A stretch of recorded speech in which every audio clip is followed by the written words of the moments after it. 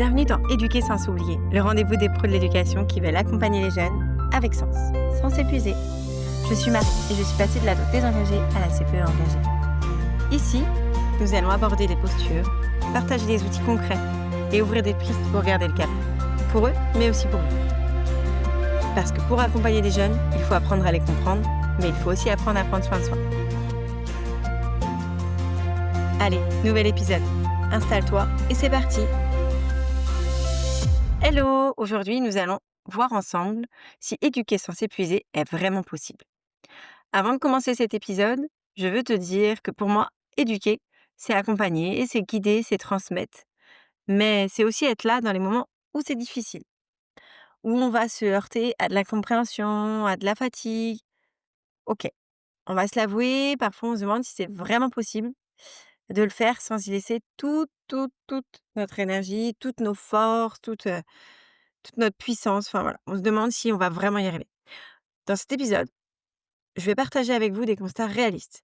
Parfois, je vais les démonter parce que je trouve qu'il y a vraiment des idées reçues et on va essayer d'aller explorer des pistes concrètes pour continuer à éduquer sans s'épuiser. Alors, qu'est-ce que j'entends par éduquer? Pour moi, l'idée, c'est de se mettre d'accord déjà sur un langage qui va nous être commun. Parce que si on part pas sur la même chose, et ben, forcément, on va pas y arriver. J'ai souvent entendu, des enseignants dire: «Moi, je suis pas là pour éduquer». Et ben, moi, je suis pas d'accord. Je suis pas d'accord parce que, pour moi, éduquer, c'est pas, seulement faire respecter des règles, comme c'est pas seulement enseigner. On est d'accord? Pour moi, c'est vraiment plutôt un processus, global, en fait, qui va, toucher aussi bien la transmission des valeurs, qui va toucher, l'accompagnement des jeunes, que ce soit dans leurs choix, dans leurs erreurs, dans le développement de leur autonomie. Enfin voilà, c'est vraiment quelque chose de global où on va aussi bien être sur, la relation, le lien humain. L'éducation, en fait, pour moi, c'est la relation vivante. Si vous voulez, on ne peut pas se dire que, un enseignant ne va pas éduquer. Pour moi, c'est pas vrai.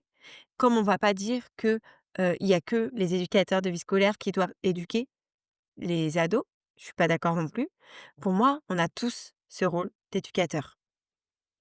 À partir du moment où vous travaillez avec un jeune, vous avez un rôle d'éducateur. On est d'accord, l'éducation primaire, elle est censée être faite par la famille, bla bla bla, oui, oui, bien sûr, mais on a un rôle hyper important dans l'éducation. Pour moi, l'éducation, ça va pas être, une suite, d'ordres ou de consignes, si vous voulez. On va vraiment être dans un échange, heu, avec le jeune.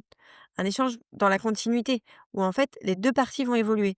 Parce que oui, c'est vous qui allez éduquer le jeune, mais on va pas se mentir, les ados, quand on travaille avec eux quotidiennement, eux aussi, ils participent à notre éducation, à notre évolution, enfin voilà.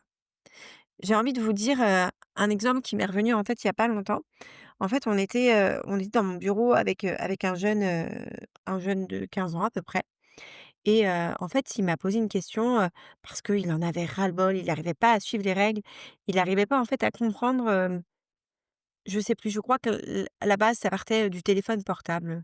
Enfin bref, l'idée, elle était vraiment il n'arrivait pas à suivre les règles du lycée et là, il m'a posé une question, heu, qui, heu, qui pour moi était pertinente. On n'était pas dans de la provoque, on était vraiment dans une envie de comprendre, une vraie envie de comprendre. Il m'a demandé: «Mais pourquoi on a ces règles-là dans le lycée? En fait, à quoi ça sert?» Et là, je me suis dit: «Ouais, en fait, oui, c'est ça aussi l'éducation. C'est aussi prendre le temps d'expliquer, de donner du sens aux choses, notamment aux apprentissages». Je pense surtout aux enseignants. Si vous n'êtes pas là pour, donner du sens à ce que vous leur apprenez, alors pour moi, on n'est pas dans le rôle d'enseignant. Donc si on est dans ce rôle de donner du sens aux apprentissages, donner du sens, à ce que vous leur apprenez, à ce que vous leur transmettez, là, on est dans de l'éducation. Voilà. Maintenant, pour aller, au bout de notre titre qui était «Éduquer sans s'épuiser», on va voir aussi qu'est-ce que c'est que s'épuiser. Pour moi, il y a plusieurs types d'épuisement. On va voir que, c'est pas juste être fatigué. On va avoir de l'épuisement qui peut être physique. Ça veut dire que, par exemple, si vous avez une surcharge de travail trop trop importante, un rythme qui est trop soutenu, que vous manquez de repos. Là, on va être vraiment sur de l'épuisement physique. On va avoir aussi de l'épuisement émotionnel. Si vous avez, la newsletter, j'en ai déjà parlé plusieurs fois, mais on va être vraiment sur un sentiment de vide. On va se sentir, en fait, à l'intérieur, on va se sentir vide. On va plus avoir d'énergie pour s'investir. Que ce soit, hem, au quotidien avec nos élèves, mais c'est aussi avec nos collègues, avec notre supérieur et cetera. En fait, on va plus réussir à s'investir dans les relations qu'on a autour de nous. Il va y avoir aussi l'épuisement moral.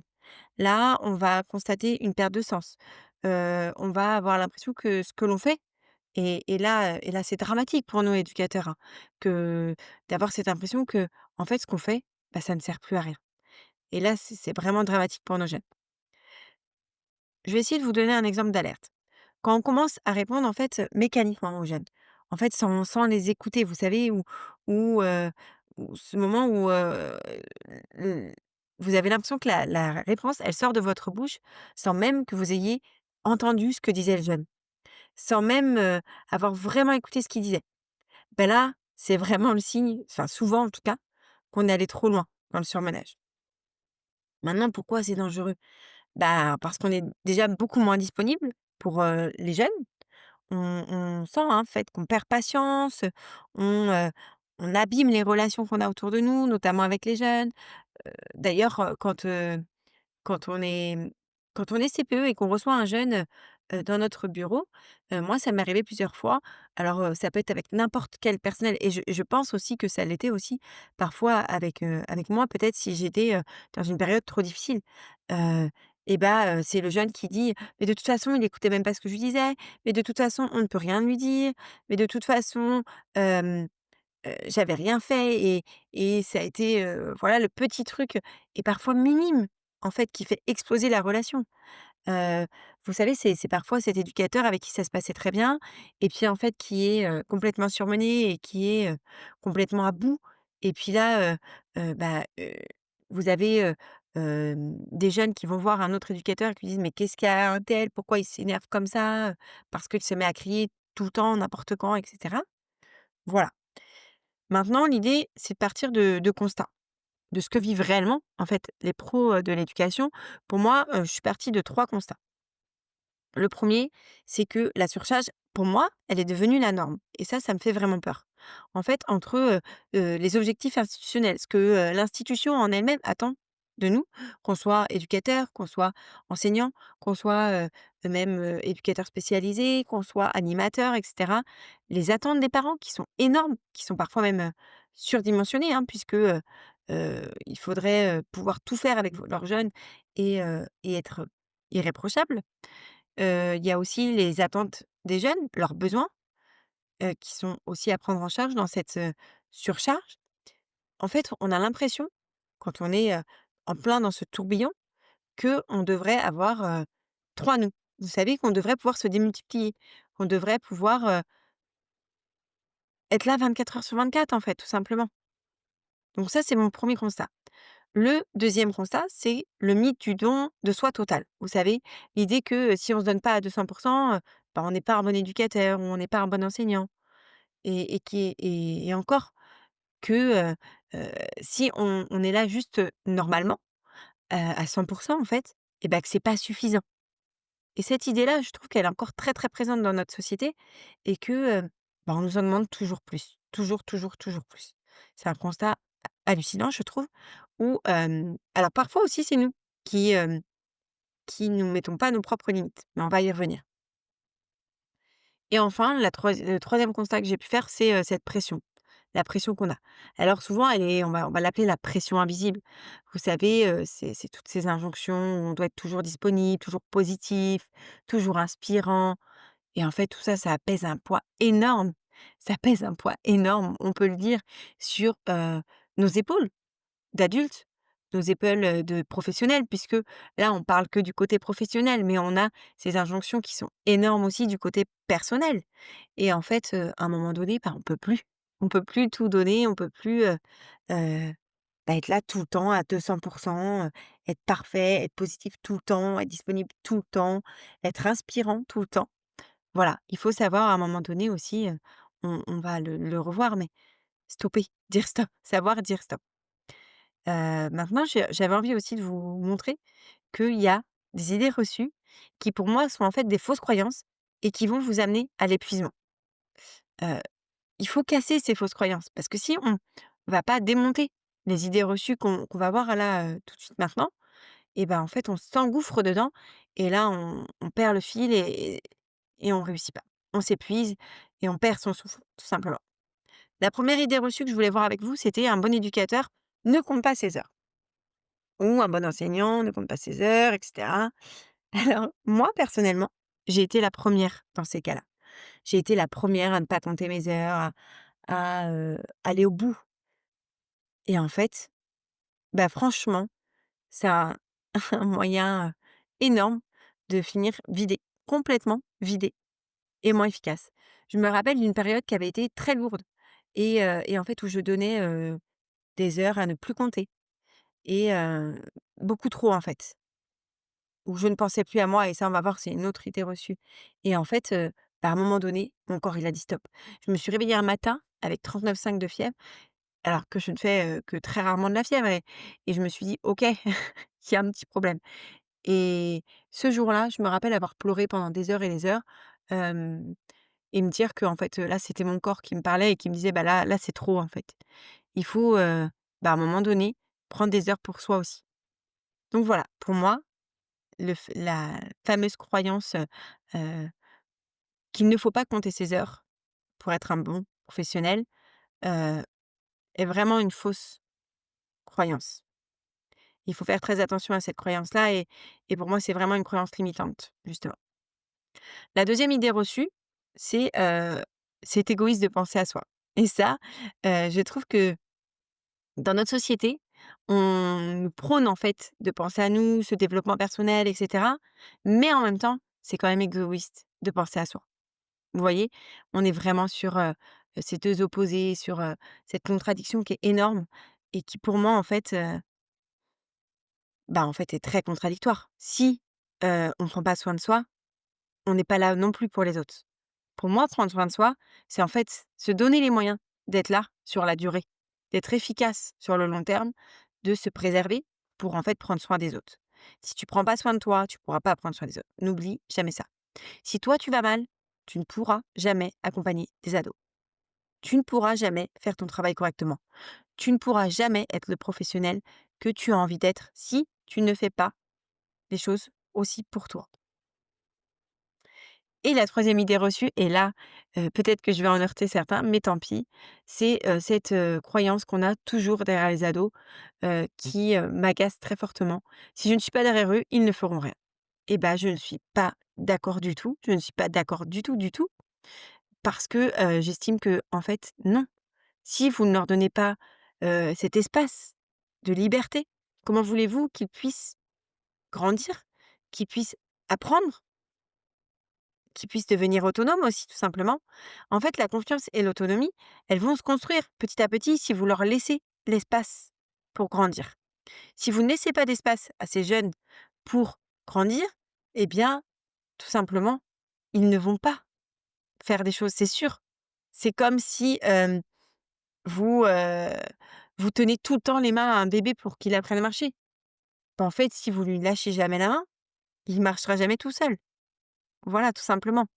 Et ben c'est la même chose avec nos jeunes. Si vous faites toujours tout à leur place et que vous ne leur laissez pas cet espace de pause ou même de vide, et ben ils n'en feront rien, c'est sûr. Voilà. Voilà, donc maintenant on va passer, j'ai envie de vous donner des pistes concrètes, en fait, pour aller éduquer sans s'épuiser. Parce qu'on est bien d'accord que c'est possible, en fait, hein. Heu, on va essayer de trouver des leviers qui vont être actionnables parce que, se parler comme ça, bon, c'est bien beau, mais si on ne met pas des choses concrètes en place, eh ben, on va finir par s'épuiser.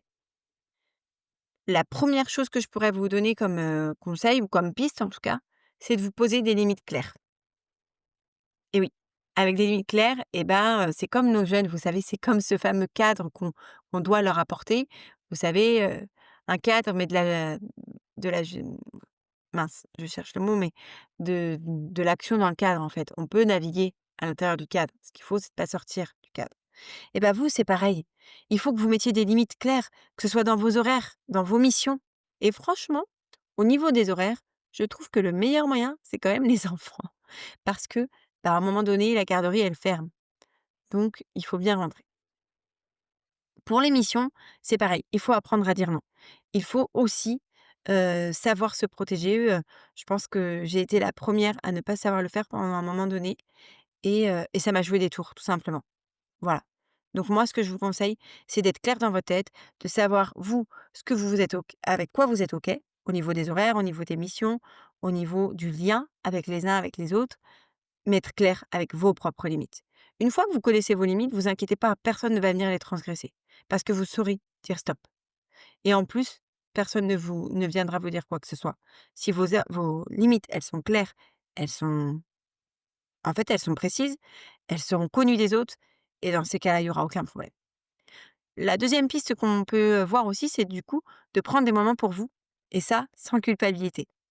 Vous avez peut-être une famille, vous avez peut-être un conjoint, vous avez peut-être des activités autres et cetera ou, des parents, enfin bref, des choses qui vous demandent aussi, bah, d'autres attentes. Bah, pensez à vous aussi. Prenez le temps d'aller marcher, d'aller faire un sport, d'écouter un podcast, enfin voilà, prenez du temps pour vous, posez-vous. C'est important. Je pense que c'est très important parce que si vous ne le faites pas et ben, à un moment donné, ça va vous jouer des tours et tout simplement, bah, vous allez, vous épuiser. Vous allez tomber de fatigue. Votre corps va vous le dire de toute façon, il à un moment donné, le corps dit stop. Donc voilà. Troisième petite piste, n'hésitez pas à demander du soutien, alors que ce soit à des collègues, à votre hiérarchie, à vos amis, à votre entourage. Parce que parfois, si on demande à notre entourage: «Est-ce que, tu peux prendre, heu, les enfants 1 heure pour que je puisse, moi, souffler, que je puisse prendre un temps pour moi?» Et ben ça paraît rien 1 heure.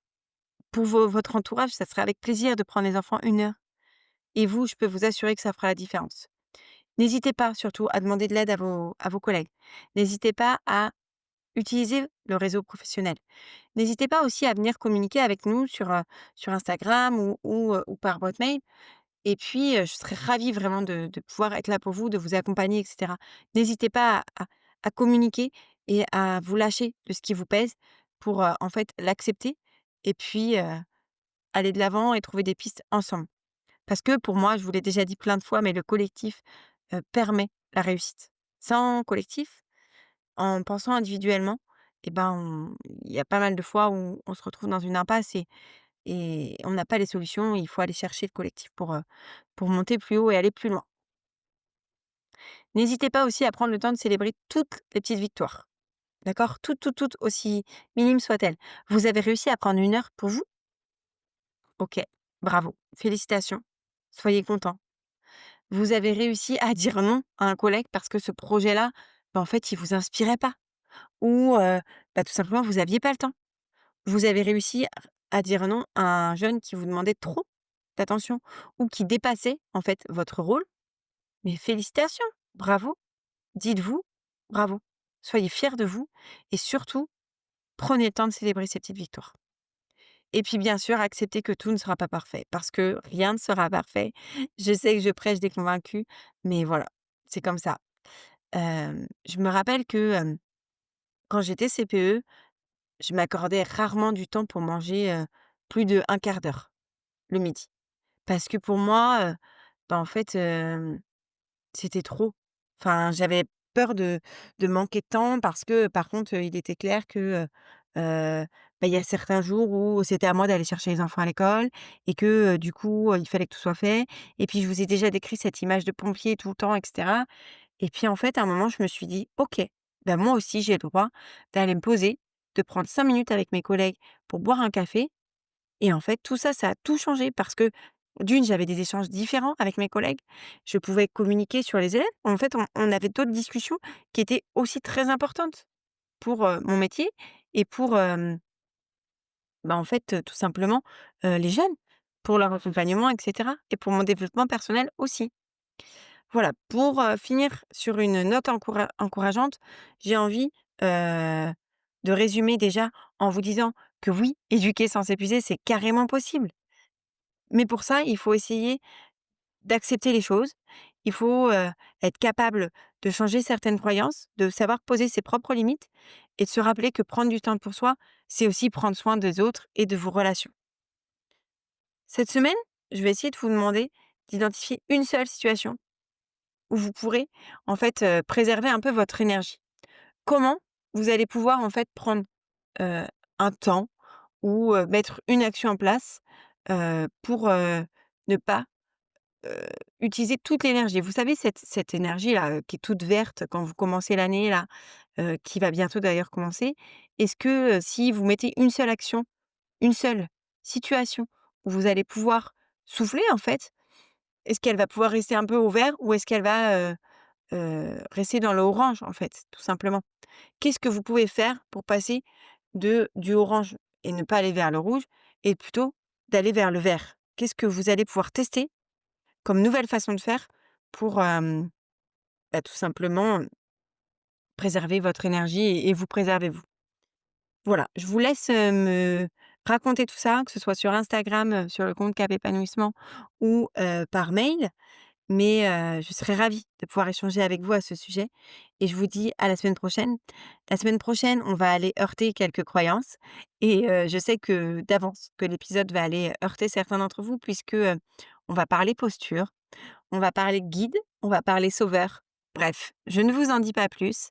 L'idée, elle est, de vous abonner pour pouvoir avoir, les infos très rapidement et je vous dis à très vite. N'hésitez pas à partager ce podcast et à le noter pour, m'accompagner et m'aider à rendre accessible tout ça. Je vous souhaite une très belle journée.